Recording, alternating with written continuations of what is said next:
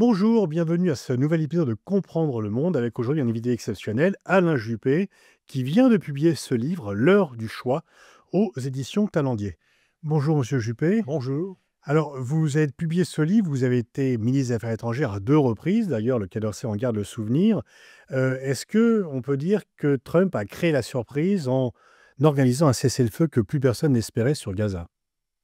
Oui, je ne vous cache pas que je me suis laissé aller, comme beaucoup d'Européens, à considérer Trump avec une certaine condescendance, hein. Son manque de culture, sa brutalité, sa façon de s'exprimer, la façon dont il remet en cause ce qui était pour nous la plus grande démocratie du monde, c'est-à-dire les États-Unis, me choquait beaucoup. Et là, il faut bien reconnaître qu'il a atteint l'objectif qu'il s'était fixé. Et je crois qu'il ne faut pas jouer les rabat-joie. Il faut se réjouir de voir qu'aujourd'hui, les otages sont rentrés en Israël. Il reste encore à récupérer ceux qui sont morts. J'ajouterais qu'il y a aussi la joie des familles palestiniennes qui récupèrent des prisonniers. Alors, Dont on parle moins dans les je médias, ne oui. mettrai pas les deux sur le même plan, Mm. parce que les otages étaient victimes d'un acte de sauvagerie barbare. Les prisonniers, on peut estimer qu'ils avaient été sanctionnés par la justice israélienne. Mais enfin, Pas tous, pas tous. pas tous, pas tous. Mais enfin, c'est une immense satisfaction de voir l'arrêt surtout des bombardements et de la répression d'une extraordinaire sauvagerie, là aussi, je crois qu'on peut utiliser le mot, dont a été victime la population de Mm. Gaza. Donc ça, c'est un point positif. Aujourd'hui, tout reste à faire, naturellement, Mm. parce que c'est un accord de cessez-le-feu, espérons qu'il sera respecté. La paix est au bout du chemin, et le chemin va être long et difficile. Que devient le Hamas? Il n'a pas disparu apparemment, hein, et donc de ce point de vue-là, on peut dire que, Netanyahou n'a pas atteint son objectif. Deuxièmement, quid des 2 États, de la solution aux 2 États? Très clairement, Netanyahou n'en veut pas, et on peut se demander si aujourd'hui la situation en Cisjordanie rend encore possible cette solution à laquelle se raccrochent pourtant, les Nations unies et les pays occidentaux. Donc voilà, il y a une étape qui a été franchie, tout reste à faire. Alors Trump aussi, par rapport à l'Europe, se conduit de façon que l'on peut qualifier d'inamicale ou pas, dans un rôle traditionnel d'allié. Est-ce qu'il ne va pas jusqu'à remettre en cause le concept même de monde occidental, qui est notre monde depuis la fin de la Seconde Guerre mondiale? Ce n'est plus un allié fiable, hein. Il nous traite, avec condescendance, avec mépris, parfois avec brutalité. La façon dont il s'est, un peu moqué d'Emmanuel Macron, en Égypte, hier ou avant-hier, je ne sais plus, est très révélateur de la façon dont il conçoit l'Europe. Et ça n'est plus un allié fiable, car dans la mesure où, le président des États-Unis laisse planer l'incertitude sur la mise en jeu de l'article 5 du traité de l'Alliance atlantique, à savoir la solidarité entre les États membres, plus de confiance, plus d'alliance. Donc il faut regarder cette réalité en face, d'où il peut sortir le pire et le meilleur, hein. Le pire, c'est, on y reviendra peut-être, la soumission de Mmh. l'Europe aux volontés de l'hyperpuissance. Le meilleur, c'est la prise de conscience que nous ne pouvons pas nous reposer sur les États-Unis pour assurer notre propre sécurité. Est-ce que c'est pas le piège dans lequel on est tombé en 2020? On s'est dit: «Chouette, de nouveau Biden, de nouveau un président». On commençait un peu à s'organiser et puis Trump a été réélu. Est-ce qu'on peut attendre 2028 dans l'espoir qu'il y ait de nouveau un président démocrate qui arrive ou faut-il s'organiser et de façon assez urgente autrement? Il y a eu incontestablement un choc, après l'arrivée de Trump et une prise de conscience des Européens, hein. L'Allemagne, est sortie de son pacifisme post-Seconde Guerre mondiale, que j'ai éprouvé lorsque j'étais au Quai d'Orsay. Elle vient de décider d'un budget de réarmement extrêmement, ambitieux, la prise de conscience a eu lieu. La Pologne fait de même. La France avait voté un petit peu avant une loi de programmation militaire qui aboutit quand même à une augmentation très sensible de notre effort. Donc je crois que les Européens ont pris conscience de ce que le général de Gaulle aurait dit dans les années 60: «Il ne faut pas compter sur les Américains pour venir nous défendre». Bon, c'est, une révolution, en Allemagne, en Pologne, dans les États baltes et ailleurs. Est-ce que ça va se concrétiser? C'est toujours pareil avec l'Europe. Signe positif, la prise de conscience. Signe négatif, l'incapacité à prendre des décisions rapides. Je crois qu'il y a un conseil des ministres de la Défense ou un conseil consacré à la défense dans les jours qui viennent. Est-ce que véritablement ça va suivre? Madame Ursula von der Leyen a proposé un plan Rearm Europe, en bon français, 800 milliards d'euros, si je me souviens bien, 150 avec des prêts européens, le reste budgets nationaux. Mmh. Est-ce que ça va suivre? Et deuxièmement, il n'y a pas simplement la question d'où vient l'argent, c'est où va-t-il? Si c'est pour commander, comme on le fait aujourd'hui, Matériel à américain. 65% ou à 70% du matériel américain, d'abord, ça créera des emplois aux États-Unis, et ensuite, les armements américains, ils sont souvent livrés sous conditions d'emploi. Et ça empêchera d'avoir nos propres industries pendant 20 ans, parce qu'une fois qu'on a ces matériels, Elle existe, ouais. notre industrie. Mmh. Elle est là. Et la France, de ce point de vue, est assez bien placée. Nous sommes le 2e pays exportateur d'armes au monde, loin Mmh. derrière les États-Unis, mais avant la Russie. On peut le regretter moralement, mais enfin, c'est un fait, c'est ainsi.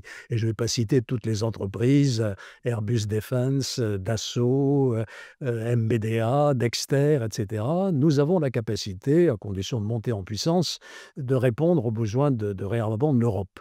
En aurons-nous la volonté? Ça, c'est la question qui, hélas, avec l'Europe, n'est jamais définitivement tranchée. Par rapport à la volonté, par rapport aux défis que Trump pose à l'Europe, on pourrait dire, on peut peut-être aller voir de façon plus active les grands émergents, Brésil, Inde, Afrique du Sud. Jacques Chirac avait fait un partenariat avec Lula qui était extrêmement performant. Est-ce qu'on ne devrait pas être plus actif, nous la France justement, dans ce domaine? Il faut essayer. Mmh. Il faut essayer. Moi, ce qui me frappe, c'est que l'Europe aujourd'hui est quand même la cible de toutes les attaques. On vient de parler de la perte de confiance entre l'Europe et Trump. Ne parlons pas de Poutine, dont l'objectif est très clair, qui est de disloquer l'Union européenne. Et puis, le Sud global, cette espèce de conglomérat hétéroclite de pays qui n'est soudé que par une forme de rejet de ce que nous incarnons, les puissances colonisatrices, et un certain nombre de valeurs qui ne sont pas partagées. On ne peut pas, en effet, se résigner à cette situation. J'ai cru comprendre quand même que la France essayait de se rapprocher de l'Inde. C'est un partenaire Mmh. difficile, Mmh. notamment sur le plan commercial. Le protectionnisme indien n'a rien à envier au protectionnisme américain, même si les choses sont évidemment tout à fait différentes en enjeux économiques. Avec le Brésil, nous avons eu historiquement des relations confiantes. Il faut aller dans cette direction, bien entendu. On s'emballe parce qu'à Shanghai, Modi était là avec Poutine, avec Oui, Xi Jinping et avec le président nord-coréen. c'est le multi-alignement. Vous avez parlé de la Russie. C'est pas Comment Shanghai, c'était Pékin, pardon. Oui.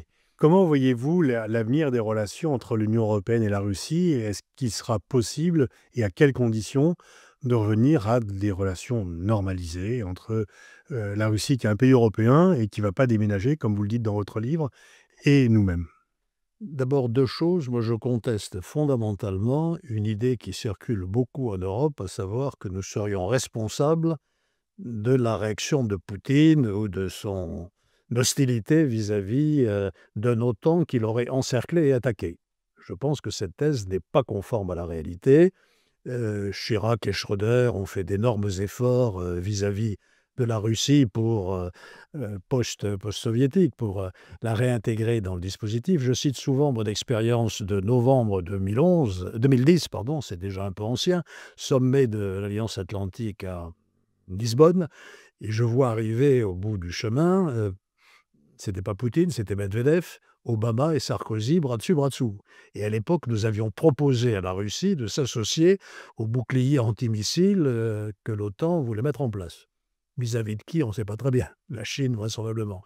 Et Medvedev avait répondu, nous allons y réfléchir. Donc on a fait des efforts pour associer la Russie. Je pense que Poutine a dérivé dans une espèce de paranoïa, d'encerclement, et aussi dans la volonté de reconstituer l'empire, hein, l'empire perdu. Bon, c'est une réalité d'aujourd'hui, et aujourd'hui, je suis de ceux qui pensent qu'il faut résister. Il faut résister parce qu'on voit bien qu'il y a une stratégie de déstabilisation par la force directe, les drones qui survolent Rien ne le pays. pourra être de plus normal tant que Poutine sera au pouvoir. sauf si Poutine changeait, mais Oui, enfin, il y a peu il y a un d'espoir. peu d'espoir Il y quand a même, peu de peu de d'espoir. chance. Alors en revanche, Poutine ne sera pas éternel et la Russie sera éternelle, enfin, à vue d'homme. Et donc, il est évident qu'on ne peut pas ignorer ce pays qui est notre voisin, qui a été notre partenaire historique, bon, avec qui nous nous sommes battus contre le nazisme, il ne faut quand même pas l'oublier. Voilà, donc il faudra bien retrouver un chemin de coopération avec la Russie. Pour l'instant, ça me semble tout à fait impossible, compte tenu de l'état d'esprit de Poutine et des entreprises de déstabilisation qu'il poursuit systématiquement. Je rencontrais hier une responsable de Moldavie qui m'expliquait la propagande, on appelle ça les cyberattaques maintenant, ou la désinformation que le régime russe a déployée en Moldavie avant les élections.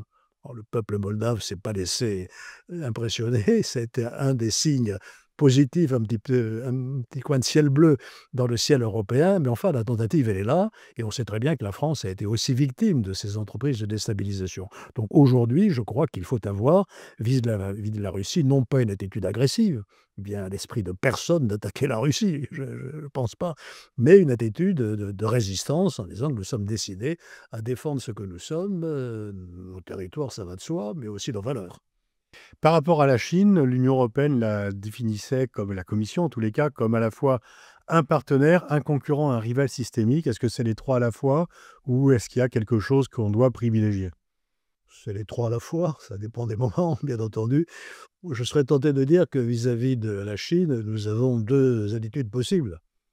Ou bien on y va les uns après les autres, chacun va défendre son bout de gras, l'Allemagne, puis après la France, puis après nos partenaires, ou bien on y va ensemble et on essaye d'avoir avec la Russie, avec la Chine, non pas une confrontation, ça va de soi, mais un rapport de force. Je crois qu'aujourd'hui, on se rend bien compte, ça a toujours été vrai, mais que la vie internationale est une question de rapport de force. Il faut qu'on soit fort. Et si l'Europe se divise, elle ne sera pas forte. Vous parlez dans votre, livre de l'Europe, justement par rapport à l'électrochoc Trump, pardon, et vous mettez, l'accent sur le danger que représentent les GAFAM pour l'Europe. On sait qu'il y a des pressions du président Trump pour que l'Europe dérégule, ne régule pas, ne vienne pas réglementer, réguler. Comment vous voyez, ce combat qui va certainement se mener par rapport aux annonces que Trump a fait en demandant à l'Europe de complètement changer sa législation sur le numérique? Le combat est ouvert, si je puis dire, hein. Moi, j'ai été un peu traumatisé, si je puis dire, par les déclarations, ça remonte déjà à quelques mois, de M. Vance à Munich, où il nous donne des leçons de liberté d'expression, de la part d'un régime qui, lorsque le chômage, les statistiques du chômage ne sont pas positives, renvoie le patron ou la patronne de l'Institut de la statistique. Ce qui rappelle quand même les souvenirs soviétiques. C'est étonnant. Qui demande aux chaînes de télévision de renvoyer les journalistes qui ne sont pas exactement dans la ligne de la Maison Blanche, ainsi de suite. Et on nous donne des leçons de liberté d'expression. Je crois qu'il y a là un débat, une confrontation idéologique qui est très profonde parce que nous avons tous été surpris de voir une forme de dérive de la démocratie américaine, dont nous pensions qu'elle était la plus grande démocratie du monde. Il faut y réfléchir.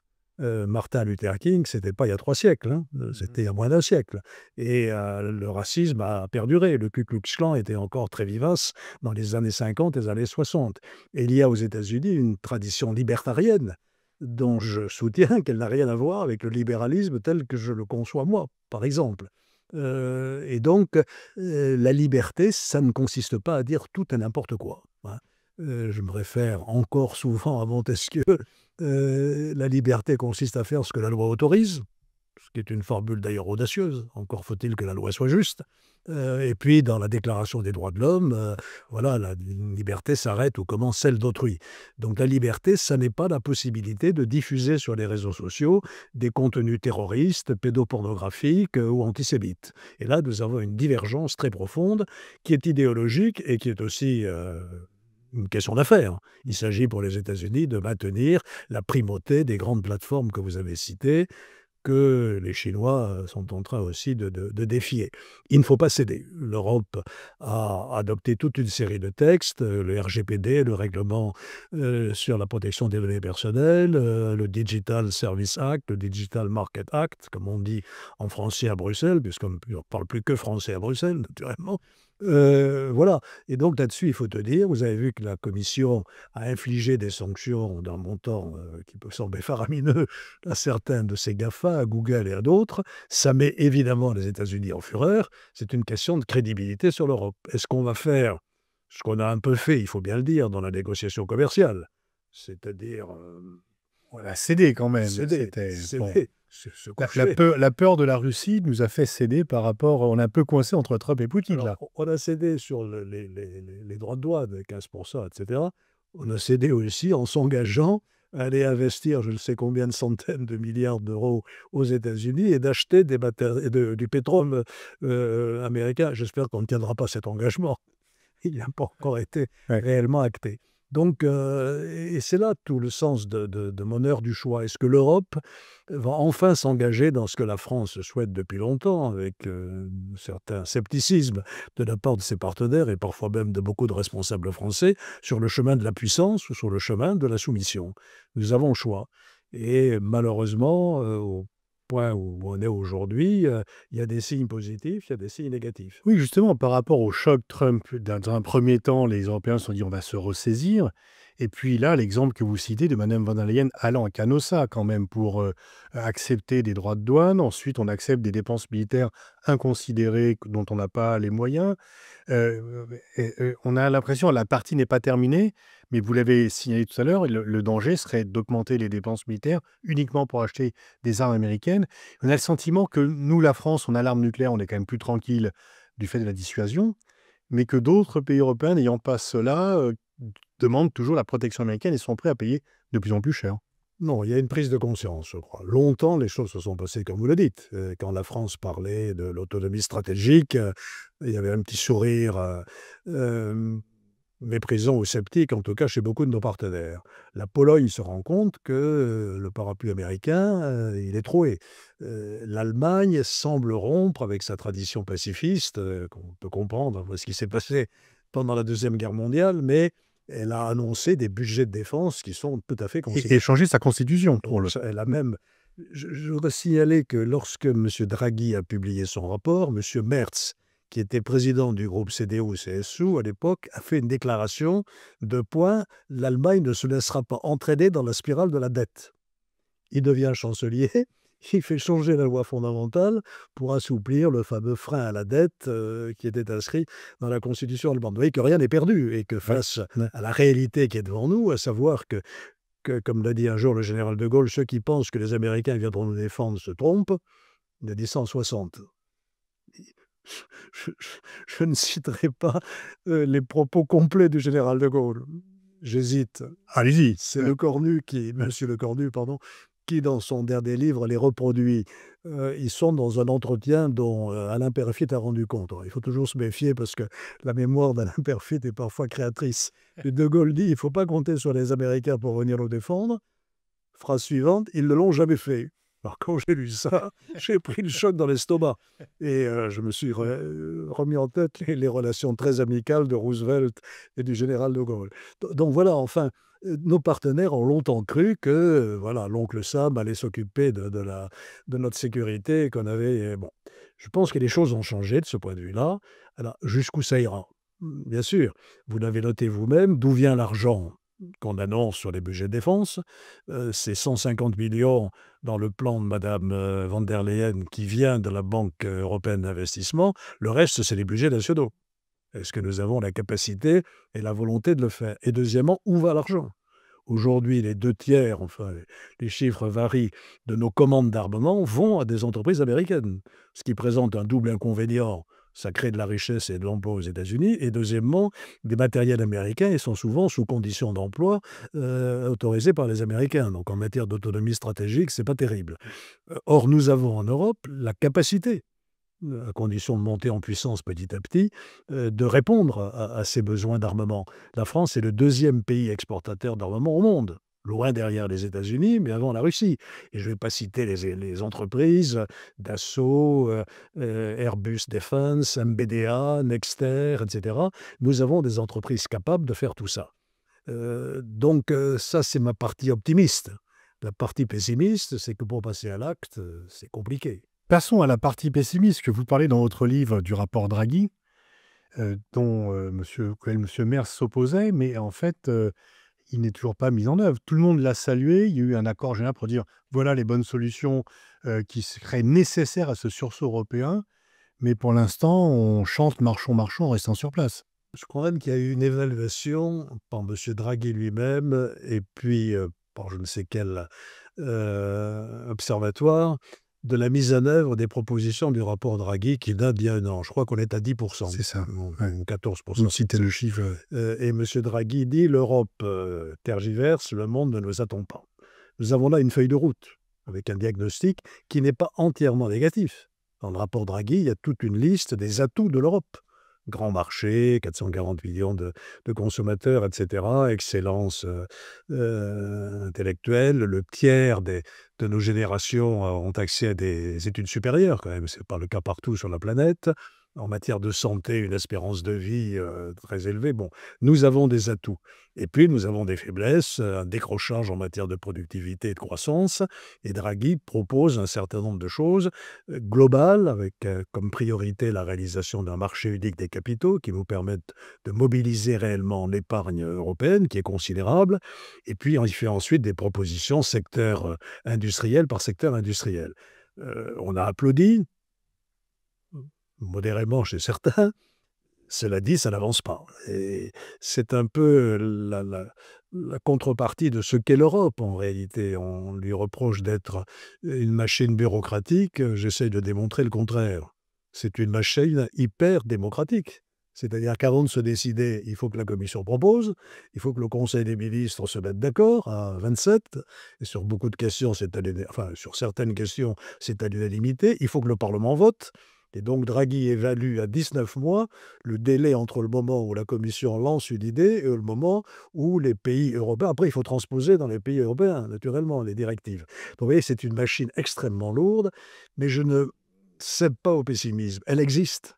Elle existe. Quel est l'autre ensemble au monde qui a bâti une monnaie commune? Personne, une monnaie unique, hein, personne.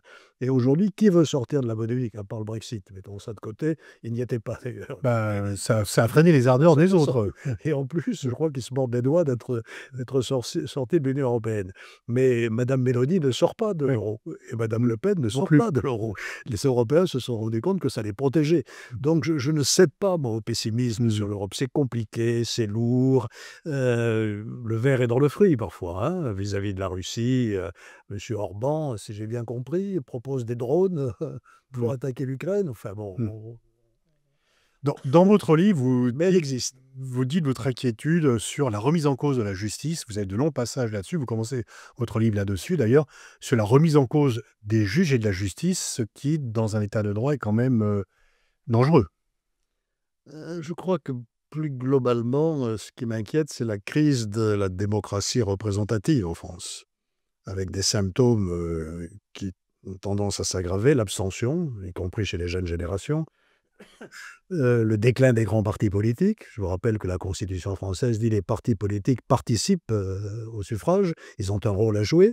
Or, ils se sont aujourd'hui émiettés le discrédit du personnel politique, des hommes et des femmes politiques, c'est terrible, avec un rejet assez général dans la population et la perte d'un certain nombre de valeurs fondamentales qui sont, à la racine même de nos démocraties. Quand un étudiant en sciences politiques me dit: «Comment expliquez-vous que le Conseil constitutionnel puisse passer outre une décision du Parlement?»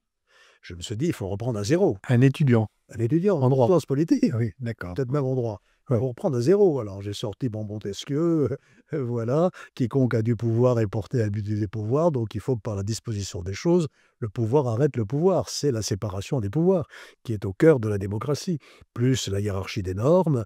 Le Conseil constitutionnel est critiqué aujourd'hui, je le sais bien, et je dis souvent que nous avons du pouvoir.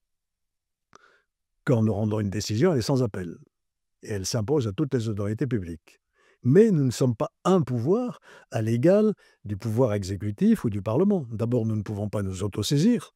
Il faut que nous soyons saisis soit par des parlementaires, et ceux qui nous critiquent sont les premiers à nous saisir, soit par le biais, vous savez, du Conseil d'État et de la Cour de cassation dans le cadre de la question prioritaire de constitutionnalité. Et par ailleurs, selon la formule d'un de nos anciens, nous avons la gomme et pas le crayon. Nous pouvons effacer une disposition dont nous pensons qu'elle est contraire à la Constitution, mais c'est au législateur de la réécrire. Et enfin, c'est toujours le constituant qui a le dernier mot. On l'a vu récemment sur le gel du corps électoral en Nouvelle-Calédonie. Je ne vais pas reprendre le fil parce que ça remonte à 1998, mais le Conseil constitutionnel avait interprété l'accord de Nouméa dans un sens un peu imaginatif. Le constituant est revenu à la charge et dit non, non, non, c'est pas ça. Voilà comment il faut lire cette disposition. Et nous nous sommes inclinés. Donc c'est vraiment le constituant qui a le pouvoir. Donc cette idée du pouvoir des juges est, à mon avis, aussi un fantasme lié au fait que comme on légifère à tort et à travers, les juges qui appliquent la loi, surtout quand elle est floue, ils ont une certaine forme de pouvoir, effectivement.